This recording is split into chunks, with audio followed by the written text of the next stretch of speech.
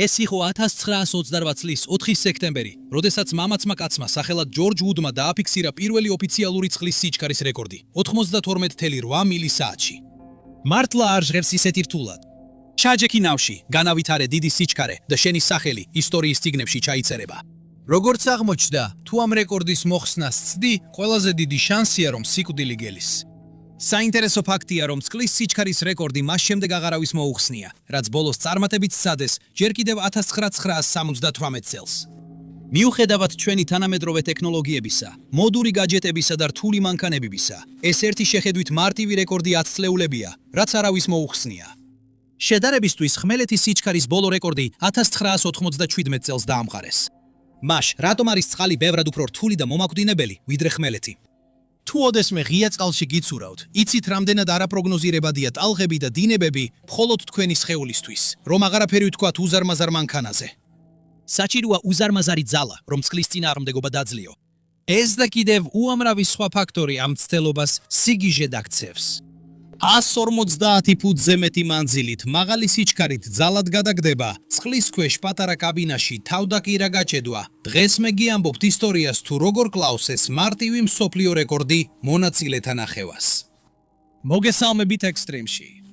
წარმოიდგინეთ ეს, თავს იკავებთ ნავში, სანამ წყლის ზედაპირზე 200 მილი საათში სიჩქარით გადაუკროლებთ. ეს არ ჟღერს ისე, თითქოს ადამიანების უმეტესობას ეს სიამოვნებას მიანიჭებდა, ხომ ასეა? თუმცა, იმ რამდენიმე ადრენალინის მაძიებლისთვის ეს მთელი მათი ცხოვრება იყო. ეს ნავები აღჭურვილია ძლიერი ძრავებითა და თანამედროვე აპარატურით და მათ გამოცდილი კაპიტანი მართავს. მიუხედავად იმისა, რომ ეს შეიძლება სიგიჟედ მოგეჩვენოთ, 10-ზე მეტმა ადამიანმა სცადა ამ რეკორდის მოხსნა და მათგან ნახევარზე მეტი ამ პროცესში დაიღუპა. ყველაფერი დაიწყო ჯერ კიდევ 1900-იანი წლების დასაწყისში. ადამიანები სულ უფრო მეტად მოიხიბლნენ ძრავიანი ტრანსპორტით და იმით, თუ რამდენად სწრაფად შეგვიძლია მათი გადაადგილება.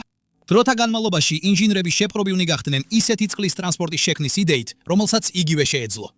1920 წლისთვის ამერიკელმა გარფილდ ვუდმა დაადგინა პირველი არაოფიციალური რეკორდი წყლის ზედაპირზე განვითარებულ ყველაზე მაღალ სიჩქარეში. დეტროიტის მდინარეზე მან საათში 71 მილზე ოდნავ მეტი განავითარა. მისი მიღწევა იმ შესაძლებლობების საზომად იქცა, რაც შესაძლებლად მიიჩნეოდა და ამაყად ავსებდა მას. მაგრამ გარფილდ ვუდმა მაშინ არ იცოდა, რომ მას გადამწყვეტი როლი ექნებოდა მსოფლიო რეკორდის შექმნაში, რომელიც ბევრ სიცოცხლეს შეიწირავდა. აქედან ჩვენი ისტორია ბნელ მიმართულებას იღებს. საერთაშორისო მოტონავტიკის კავშირმა პირველად 1922 წელს აღიარა წყლის სიჩქარის მსოფლიო რეკორდი და ის ოფიციალურ რეკორდად აქცია. ძმის კვალდაკვალ ჯორჯ ვუდმა გადაწყვიტა, რომ მასაც შეეძლო რეკორდის დამხობა, რითაც დაამტკიცა, რომ სითამამე მათ ოჯახში გამჯდარი იყო. 1928 წლის 4 სექტემბერს მან წარმატებით მიაღწია მაქსიმალურ სიჩქარეს 92.8 მილი საათში და რეკორდი იმავე მდინარეზე დაამყარა, სადაც მისმა ძმამ. პატარა გადახვევა ამ ქაოსურ მატარებელზე. თუ გსურთ მეტი დაუმუშავებელი, დაუმონტაჟებელი ისტორია, რომელსაც აქ ვერ გაჩვენებთ, შემოუერთდით ექსტრიმის საზოგადოებას Patreon-ზე. ვნახავთ ნამდვილი ექსტრიმზე. ორმა ძმამ მაღალი სტანდარტი დააწესა და სხვებსაც სურდათ ეს პრესტიჟული პატივი მიეღოთ. სოფლიოს მრავალი მძღოლი ოცნებობდა წყლის ზედაპირზე ყველაზე სწრაფ კაცად წოდებაზე, მაგრამ ეროვნულ სიამაყეს ხშირად ეჯაჭვებოდა ეს რეკორდი და შეძლებული ბიზნესმენები, როგორიც იყო Castrol Oil-ის თავმჯდომარე ლორკე უეიკფილდი, ვერ ახერხებდნენ გვერდზე დარჩენას. 1930 წელს მან დააფინანსა ბრიტანელი მძღოლი სერ ჰენრი სიგრეივი, რათა გაერთიანებული სამეფოსთვის რეკორდი დაემყარებინა. ჰენრი საშიში სიტუაციებისთვის უცხო არ იყო. სინამდვილეში ზოგი ამბობს, რომ სწორედ ესეთ მომენტებში პოულობდა ის ცხოვრებაში ყველაზე დიდ სიხარულს. ის უკვე იყო ხმელეთის სიჩქარის რეკორდის მფლობის მფლობელი იმ დროს და ლორიკის დაფინანსებით კიდევ უფრო დიდ წარმატებას ესწრაფოდა. 1930 წლის 13 ივნისს ისმის ინგლის მეორე ის საჭეს მიუჯდა ნავში, რომელიც 2 ძლიერი მერსედესის ავიამოტორით იყო აღჭურვილი. მან და მისმა ეკიპაჟმა დაიწყეს მზადება იმისთვის, რომ წყლის ზედაპირზე შეუძლებლად მიჩნეული საზღვრები გადაელახათ. თავარმა ინჟინრებმა ვიქტორ ჰელიველმა და მაიკლ ვილკოქსმა თავიანთი ხომალდი ვინდერმირის ტბაზე დაქოქეს. მას мотиваცია ჰქონდა გამხდარიყო პირველი ადამიანი ისტორიაში, რომელსაც ერთდროულად ეკუთვნოდა როგორც ხმელეთის, ისე წყლის სიჩქარის რეკორდი. მიუხედავად იმისა, რომ იცოდა მიზანთან დაკავშირებული რისკები, ეს არ აშინებდა. მისი ერთადერთი სურვილი იყო ვუდის რეკორდის დამხობა და ზუსტად ეს გააკეთა. პირველ ორ მცდელობაზე საუკეთესო საშუალო სიჩქარე 99.8 მილი საათში მიაღწია. მაყურებელთა მხიარულების მიუხედავად, ჰენრიკ მაყოფილი არ იყო. მას სურდა ისტორიაში დარჩენილიყო როგორც პირველი ადამიანი, ვინც საათში 100 მილზე მეტი სიჩქარით გადაადგილდა. ამიტომ ის სტარტის წერტილში მესამე მცდელობისთვის დაბრუნდა. მას არ ჰქონდა წარმოდგენა, რომ ნავის შესაძლებლობების ზღვარზე გასვლის სურვილი მალე საშინელ ტრაგედიად გადაიქცეოდა. მეორე მცდელობის დასრულებიდან რამდენიმე წამში გუნდი ისევ გაემართა. ქარის შოლტის ხმა და წყლის შეფების ხმა ფონად ისმოდა, როცა ისინი ყოველ წამში სიჩქარეს უმატებდნენ. ნავი კანკალებდა, როცა ისინი 100 მილის საათში ნიშნულს უახლოვდებოდნენ. და შემდეგ ერთი ბოლო ბიძგით ჰენრი გახდა პირველი მზღოლი, რომელმაც ეს ზღვარი გადალახა. მაგრამ შემდეგ მოულოდნელად ნავი მძაფრად გადაბრუნდა და ჰაერში გაფრინდა. მისი მთავარი ინჟინერი ვიქტორი ადგილზე გარდაიცვალა, როცა ნავის უზარმაზარმა წონამ მისი სხეული გადაუარა და გასრისა. მისმა მეორე მთავარმა ინჟინერმა მიხეილმა გადარჩა, თუმცა ხელი ჰქონდა მოტეხილი ავარიიდან გადმოგდების შემდეგ. საშინელი შემთხვევა წამებში მოხდა. გაოგნებული ხალხის თვალწინ და გადაუდებელი დახმარების სამსახური სწრაფად მივიდა ჰენრის დასახმარებლად, რომელიც წყალში უგონოდ იყო. ის მოკლედ მოეგო გონს წყლიდან ამოყვანის შემდეგ და შემდეგ დაიკითხა ბიჭების ბედი. მაგრამ იმ საშინელი ავარიის დროს მიღებულმა ტრავმებმა მალევე იმსხვერპლა მისი სიცოცხლე და ის ფილტვებში შიდა სისხლდენით გარდაიცვალა. აი ესე, წყლის სიჩქარის საუბედითად ცნობილმა რეკორდმა თავისი პირველი ორი მსხვერპლი შეიწირა. მაგრამ ეს ნამდვილად არ იქნებოდა ბოლო. ჰენრის სიკვდილის შემდეგ მის ინგლენდ 2 წყლიდან ამოიღეს და შეაკეთეს. მომდევნო რამდენიმე წლის განმავლობაში მისი ახალი მძღოლი, კეი დონ, ვუდს დაუპირისპირდა, რადგან წყვილმა არაერთხელ მოხსნა რეკორდი. ტექნოლოგიების განვითარებამ უფრო ძლიერი და საბოლოოდ უფრო სწრაფი ნავები შექმნა. შემდეგ ათწლეულებში ნავების აშენება ხელოვნების ფორმად იქცა და ინჟინრები ცდილობდნენ შეექმნათ იდეალური ხომალდი. 1950-იან წლებში 200 მილის სიჩქარის გადაჭარბების ოცნება თითქმის რეალობად იქცა მამაცი მზღოლებისთვის, როგორიც იყო ინგლისელი ჯონ კობი. მიუხედავად იმისა, რომ ლონდონის ბირჟის მაკლერი იყო, ჯონ კობს სიცოცხლის სახიფათო მხარე განსაკუთრებულად უყვარდა. ის უკვე იყო ხმელეთის სიჩქარის რეკორდსმენი და 1942 წელს სურდა ჰენრი სიგრეივის კვალს გახოლოდა და ორივე რეკორდი ერთდროულად დაეფიქსირებინა. მაგრამ ამის გაკეთება წარმოუდგენლად სახიფათო ამოცანა იყო. იმ დროს რეკორდი სიეტლის კრაისლერის დილერ სტენლი სეიერს ეკუთვნოდა. მის ნავს ალისონის V1007 ტიპის ავიამოტორი ჰქონდა და ივლისში მაქსიმალური სიჩქარე 168 მილის საათში განავითარა. სამ თვეზე ნაკლებ დროში ჯონი დარწმუნებული იყო, რომ რეკორდს მოხსნიდა და სანატრელ 200 მილის საათში ნიშნულს გადააჭარბებდა. 29 სექტემბერს ჯონი თავისი რეაქტიული ძრავით აღჭურვილი კრუზადერის საჭეს მიუჯდა შოტლანდიის ცივ და მშვიდ ლოხნესის წყლებზე. სრულად ერთგული მიზნისა, თავზე ხელაღებულმა წინა რეკორდი დაამსხვრია და მაქსიმალური სიჩქარე 206 მილის საათში განავითარა. ზუსტად ასე, მან ისტორია შექმნა და გახდა პირველი ადამიანი, რომელმაც წყალზე გასაოცარი 200 მილის საათზე მეტი სიჩქარით იმოგზაურა. თუმცა რეკორდის დამყარების წესები მოითხოვს, რომ მძღოლმა მეორე გასვლაც დაასრულოს. ამიტომ რომ მოეპოვებინა მსოფლიოს ყველაზე სწრაფი ადამიანის ტიტული წყალზე, მას კიდევ ერთხელ უნდა მიეღწია იმ სიჩქარისთვის. მაგრამ მეორე მცდელობაზე მას აღარ გაუმართლებდა. ჯონმა კიდევ ერთხელ აიღო სტარტი საწყისი წერტილიდან და ყოველ წამში ზრდიდა სიჩქარეს. როდესაც მან გასს კიდევ უფრო მიაცვა, მისი ნავი წყალზე სრიალით უპრეცედენტო სიჩქარეს მიაღწია. როგორც კი მან საათში 200 მილის ნიშნულს მიუახლოვდა, კრუსეიდერი უკონტროლოდ ახტა მას შემდეგ, რაც მოულოდნელ ტალღას შეეჯახა. მახლობლად მყოფმა ნავებმა ტერიტორია ისე არ გაათავისუფლეს, როგორც ადრე იყო მითითებული, რის გამოც წყალში ძლიერი დინება დარჩა. შემდეგ კი კატასტროფა მოხდა. ჯონის ნავი დიდ ტალღას შეეჯახა, რამაც კრუსეიდერი აიძულა ჰაერში აეწია. როცა ნავი დაეშვა, ზედაპირს შეეჯახა და ნაწილებად დაიშალა, ჯონი კი წყლის ზედაპირზე 150 იარდზე მეტ მანძილზე გადააგდო. სამაშველო ჯგუფები მის დასახმარებლად გამოეშვნენ. ის წყლიდან უგონო მდგომარეობაში ამოიყვანეს. დარტყმის უზარმაზარმა ძალამ მას კისერი მოტეხა და ცნობილი ბრიტანელი მრბოლი ადგილზე გარდაცვლილად გამოცხადდა. მისი სურვილი გამხდარიყო მსოფლიოს საუკეთესო, საბოლოოდ მას უმაღლესი ფასის გადახდას დაუჯდა. სასიკვდილო წყლის სიჩქარის რეკორდს უკვე მესამე მსხვერპლი ჰყავდა. ჯონის ტრაგიკული სიკვდილის მიუხედავად, ისინი ვინც აღთქმული ტიტულისთვის იბრძოდნენ, კვლავ მტკიცედ იყვნენ განწყობილნი, რომ რეკორდი შეენარჩუნებინათ. 2 წელიც არ იყო გასული, რომ იტალიელი ტექსტილის ინდუსტრიის წარმომადგენელი მარიო ვერგა შეუერთდა რბოლას. იტალიის მოტორიანი ნავების ფედერაციის მიერ დაწესებული 5 მილიონი ლირას პრიზით მოტივირებული, რომელიც რეკორდის დამტვრეველს ეკუთვნოდა, მარიო ვერგამ ააგო ჰიდროპლანის სახელად ლაურა 3 და მას თავისი პატარა ქალიშვილის სახელი დაარქვა. მიუხედავად იმისა, რომ ის წარმოუდგენლად სწრაფი იყო, ასევე ძალიან არასტაბილურიც აღმოჩნდა. მაგრამ ვერ გასწრაფი ცხოვრების სტილისთვის უცხო არ ყოფილა.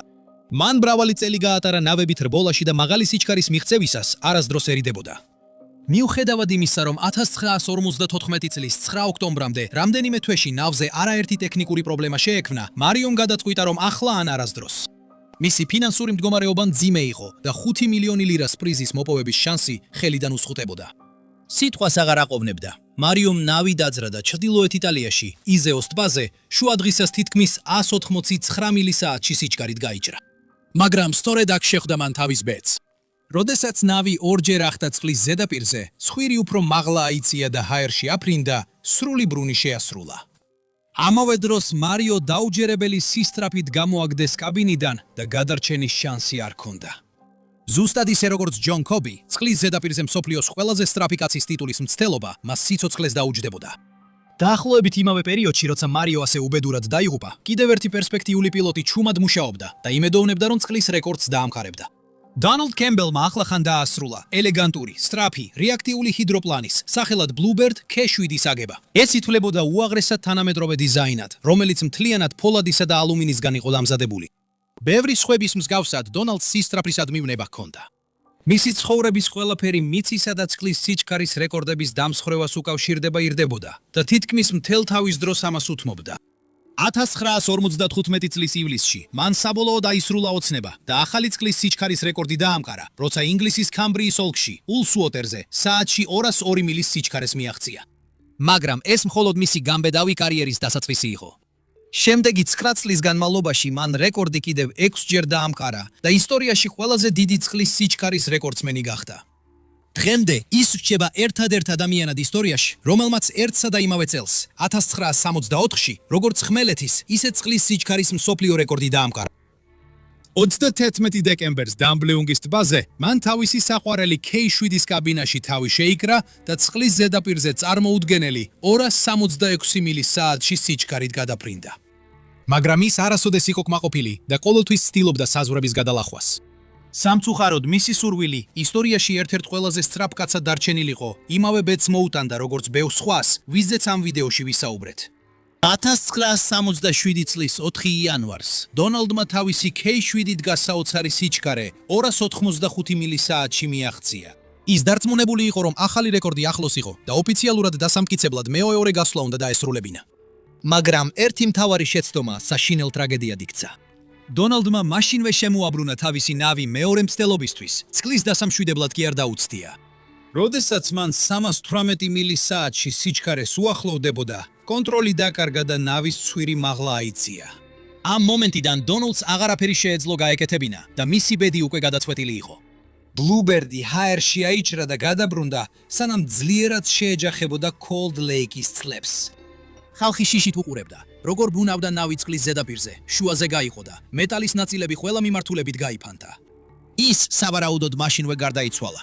თუმცა რამდენიმე ათეული წელი გავიდოდა, სანამ მისი ცხედარი წყლიდან ამოიღებდნენ. სიჩქარის რეკორდმა, ან როგორც ზოგიერთები მას წყევლად მოიხსენიებდნენ, მეოთხე მსხვერპლი შეიწირა. მოგვიანებით იმავე წელს, კალიფორნიელმა ნავის მრბოლელმა ლი თეილორმა რეკორდი დაამყარა, როდესაც საათში 285 მილის სიჩქარეს მიაღწია. საზოგადოების ინტერესი წყლის სიჩქარის რეკორდის მიმართ მომდევნო 10 წლის განმავლობაში თითქოს გაქრა. შესაძლოა რეკორდთან დაკავშირებულმა უამრავმა სიკვდილმა თავგადასავლების მაძიებლები სხვა გამოწვევებისკენ უბიძგა. თუმცა ეს დიდხანს არ გაგრძელდა და მალე ახალი თავგადასავლების მაძიებელი გამოჩნდა, რომელმაც ტეილორის რეკორდს გამოწვევა გაუწია. 1970-იანი წლების დასაწყისში ავსტრალიელმა კენ ვორბიმ თავდაპირველად შოკში ჩააგდო მეგობრები და ოჯახი, როდესაც გამოაცხადა, რომ წყლის სიჩქარის მსოფლიო რეკორდის მოხსნას აპირებდა. კენი მართლაც უნიკალური იყო, მამაცი, თავგადასავლების მოყვარული და ყველაზე მეტად მიზანდასახური. მას სურდა გამხდარიყო შემდეგი ადამიანი, ვინც რეკორდს მოხსნიდა და იმედი ჰქონდა, რომ გადარჩებოდა და თავის ისტორიას მოყვებოდა. შთაგონებული თავისი გმირის, დონალდ კემბელის მამაცი მცდელობებით, თუ კენი რეკორდს მოხსნიდა, ის იქნებოდა პირველი ადამიანი აშასეშოს, დიდი ბრიტანეთისა და ირლანდიის გარეთ, ვინც ამას შეძლებდა. 1972 წლისთვის მან თავის ეზოში დაიწყო ნავის აშენება. თავადვე დააპროექტა და ააშენა კორპუსი. კენმა წყლის ტრანსპორტი, 3 სამხედრო Westinghouse-ის ძრავით აღჭურვა, რომლებიც აუქციონზე $265 შეიძინა და თავის შედევრს Spirit of Australia დაარქვა. მეზობლები ფიქრობდნენ, რომ ის გიჟი იყო, მაგრამ მის ახლო მეგობრებისთვის კენი საოცრად კონცენტრირებული და ფოლადის ნერვების მქონე ადამიანი იყო. 1967 წლის 20 ნოემბერს ის მზად იყო მსოფლიო გაეოცებინა. კენმა თავისი ნავი ავსტრალიის ახალი სამხრეთი უელსის შტატში, ტამუტის მდინარეზე მდებარე ბლოუერინგის კაშხალზე წაიყვანა. იქიდან ის ისტორიას დაწერდა. მცირე რაოდენობის მაყურებელი შეიკრიბა, რომ მისი გამბედავი მცდელობა ენახა. თბილი ავსტრალიური მზე მის ნავს ასხივებდა, როცა ღია წყალში ძრავას ბრუნს უმატებდა. მან თავისი ცხოვრების ბოლო რამდენიმე წელი ამ მომენტისთვის მზადებაში გაატარა და ეხლა ეს მომენტი დადგა. ჰოლადის ნერვებით კენმა აღელვება და შიში ჩაახშო. გას ბოლომდე მიაჭირა და წყლის ზედაპირზე სწრაფად გაემართა. ორი მცდელობის შემდეგ, რაც რეკორდის დასამყარებლად იყო საჭირო, კენი ალბათ ვერ იჯერებდა, რადგან მან ახლახან ლი თეილორის რეკორდი მოხსნა, როცა თითქმის 289 მილისაათში სიჩქარეს მიაღწია. წყლის სიჩქარის საზოგადოება შოკში იყო კენის მიღწევებით, რომელმაც როგორღაც შეუძლებელი შეძლო. მაგრამ ეს ჯერ დასასრული არ იყო. ავსტრალიელის მიღწევის ამბავი მთელ მსოფლიოში გავრცელდა და მან მალე მიიღო ძალიან საჭირო სპონსორობა საცურაო ტანსაცმლის ბრენდ სპიდოსგან. მომდევნო წელს ის მზად იყო კიდევ ერთხელ გადაეწია იმ საზღვრებს, რაც შესაძლებლად მიიჩნეოდა. ცდილობდა 300 მილისაათში ნიშნულის გადალახვას. 1978 წლის 8 ოქტომბერს ის კვლავ დაბრუნდა ბლოუერინგის კაშხალზე, იმ იმედით, რომ საკუთარ რეკორდს გააუმჯობესებდა. ამჯერად მას თავისი წინა ნავის განახლებული ვერსია ჰყავდა, რომელიც ავსტრალიის საჰაერო ძალების დახმარებით თავიდან ააშენეს. იქნებოდა თუ არა მისი მცდელობა წარმატებული, თუ კი ის საშინელ ბედს გაიზიარებდა როგორც მისი ბევრი გმირი, მათ შორის კემბელი. როდესაც ნავის ახლოს მცირე ბრბო შეიკრიბა, მისმა ასისტენტებმა კენი თვითმფრინავის სტილის კაბინაში შეაბეს. სანამ ძრავს ჩართავდა, თავის გუნდს შეხედა და თქვა: ნავს არ მართავ, მას იცვან. ამ დაუვიწყარი სიტყვებით მან წყალს გადაუჯრა და მისი სიჩქარე ყოველ წამთან ერთად იზრდებოდა. Spirit of Australia პირდაპირ ხაზზე მიიწევდა წინ, წყლის ზედაპირს ეწებებოდა და ნელა ირწეოდა ერთი მხრიდან მეორეზე. ამ მოძრაობამ კენს საშუალება მისცა გაეთავისუფლებინა ნებისმიერი ჰაერის ცნევა, რომელიც კორპუსის ქვეშ გროვდებოდა, რითაც გადაბრუნების შანსი მცირდებოდა. კენის ნავში არაფერი იყო მაღალტექნოლოგიური ან განსაკუთრებული და ზუსტად ისე, როგორც მის გმირებს, მასაც ჰქონდა სიცოცხლის დაკარგვის რეალური საფრთხე. მაგრამ მისმა უნარებმა უზრუნველყო მისი უსაფრთხოება და ბოლო აჩქარებით მან ახალი რეკორდი დაამყარა 317.6 მილისაათში. კენის სიხარულით აივსო, როცა თავის გუნდს დაუბრუნდა ოფიციალური დროის შესამოწმებლად. მან ახლახან საკუთარი მსოფლიო რეკორდი გააუმჯობესა და რაც მთავარია, დაამტკიცა, რომ პირველი ადამიანი იყო, ვინც წყალზე საათში 300 მილზე მეტი სიჩქარით გადაადგილ და ცოცხალი დარჩა, რათა ეს ამბავი მოეყოლა. შემდეგ წლებში კენი რბოლების საზოგადოებაში სუპერვარსკვლავი გახდა და Spirit of Australia შეერთებულ შტატებში ტურნეზე წაიყვანა. სხვებით შეუდგნენ საქმეს იმ იმედით, რომ რეკორდს მოხსნიდნენ, სანამ კენი ამერიკაში მოგზაურობდა, მაგრამ ყველას კენივით არ გაუმართლა. 1980 წელს ლი ტეილორი კვლავ გამოჩნდა ასპარეზზე. სრულად იყო გადაწყვეტილი, რომ რეკორდსმენი გამხდარიყო. ამჯერად მან ააგო ძლიერი რაკეტა სახელად Discovery 2. ცივ ნოემბრის დილას, 1980 წელს, ლი ტეილორი ტბათ ახოზე მივიდა თავისი ნავით და უამრავი მაყურებლით, რომლებიც მოუთმენლად ელოდნენ თუ როგორ მოხსნიდა ის რეკორდს. სამწუხაროდ, ამინდის პირობები ცუდი იყო და მცდელობა შეწყვიტეს. მრავალი მაყურებელი დიდი მანძილით იყო ჩამოსული, რათა ლი ტეილორისთვის მხარდაჭერა ეჩვენებინა და ეს მან კარგად იცოდა. ამიტომ, რომ არ გაეცუებინა იმედები თავის ერთგულ გულშემატკივრებისთვის, მან გადაწყვიტა ნაცვლად ამისა სატესტო გარბენი ჩაეტარებინა. ძრავა ღრიალებდა, როცა ის საათში 270 მილის სიჩქარეს მიუახლოვდა. როდესაც გულშემატკივრები Discovery-ზე გვერდიდან ამხნევებდნენ, ლიმ დაიწყო შენელება. როცა ასე მოიქცა, ნავი ტალღას დაეჯახა და ჰაერში აიჯრა. მაყურებლებმა შეხვირეს, როცა ლის ნავი მძიმედ გადაბრუნდა სამჯერ, სანამ წყალში შეჯახებისას ნაცილებად დაიშლებოდა. მთელი ინციდენტი რამდენიმე წამზე მეტხანს არ გარძელებულა და როცა ნავის ნამსხვრევები ყველა მიმართულებით გაფრინდა, კაბინა წყლის ქვეშ აღმოჩნდა. შეჯახების ძალამ ალბათ ლიგონება დაკარგული დატოვა, რადგან მან საგანგებო ჟანგბადი არ გამოიყენა. წყალი ნელა იწყებდა მის ფილტვებში შესვლას, როცა ის ტბაში უფრო ღრმად იძირებოდა. საგანგებო სამსახურების ძალისხმევის მიუხედავად, რომლებიც სწრაფად მივიდნენ ადგილზე, მათ მისი სხეულის კვალი ვერ იპოვეს. 3 დღე გავიდოდა, სანამ მისი უსიცოცხლო სხეული ზედაპირზე ამოტივტივდებოდა, მაგრამ მისი შემზარავი სიკვდილი ბოლო არ იქნებოდა. 9 წლის შემდეგ უშიშარი დრეგ რეისის ჩემპიონი კრეიგ არფონსი დარწმუნებული იყო, რომ ის იქნებოდა შემდეგი, ვინც წყლის ზედაპირზე მსოფლიოს ყველაზე სწრაფი ადამიანის ტიტულს მოიპოვებდა. ის რბოლის არისტოკრატიიდან მოდიოდა, რადგან მისი მამა და ბიძა არტ არფონსი მსოფლიო სიჩქარის რეკორდსმენები და ჯეთ დრექსტერის რბოლის ლეგენდები იყვნენ. საშიშ სიტუაციებთან უცხო არ იყო. ის სრულად მზად იყო, რომ თავისი ნავის, Rain X Challenger-ის შესაძლებლობების ზღვარი გაეწია, იმ იმედით, რომ თავისი ოჯახის მემკვიდრეობა კიდევ უფრო გაემყარებინა.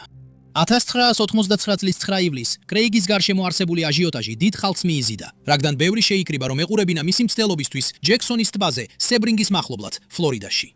მაგრამ ბრბოში არავინ იყო მზად იმ კატასტროფისთვის, რაც ამას მოხვებოდა. მისი მცდელობის დაწყებიდან 15 წამზე ნაკლებ დროში, მან მიაღწია საათში 273 მილს და ჩანდა, რომ მარტივად გადააჭარბებდა 300-ს. მისი ნავი წყლიდან აიწია და ტბაზე საშინლად ყირამალა ტრიალი დაიწყო. კრეიგი სასოწარკვეთილად ცდილობდა უსაფრთხოების პარაშუტის გამოკაჩვას, მაგრამ ის არ გაიხსნა. იმ დროისთვის, როცა ნავი საბოლოოდ გაჩერდა, ის ბევრ ნაწილად დაიშალა და კაბინა ნელა დაიწყო წყლის ზედაპირის ქვეშ ჩაძირვა. მაგრამ გამოსავალი არ იყო. კრეიგი ცოცხლად და თავდაყირა იყო გაჩედილი კაბინაში. სავარაუდოდ გონებას კარგავდა და იბრუნებდა. წყალი თანდათან ავსებდა არა მხოლოდ ამ შეზღუდულ სივრცეს, არამედ მის ფილტვებსაც. ის წყლის ქვეშ 3 წუთზე მეტხანს იყო, რაც ალბათ საუკუნედ მოეჩვენებოდა.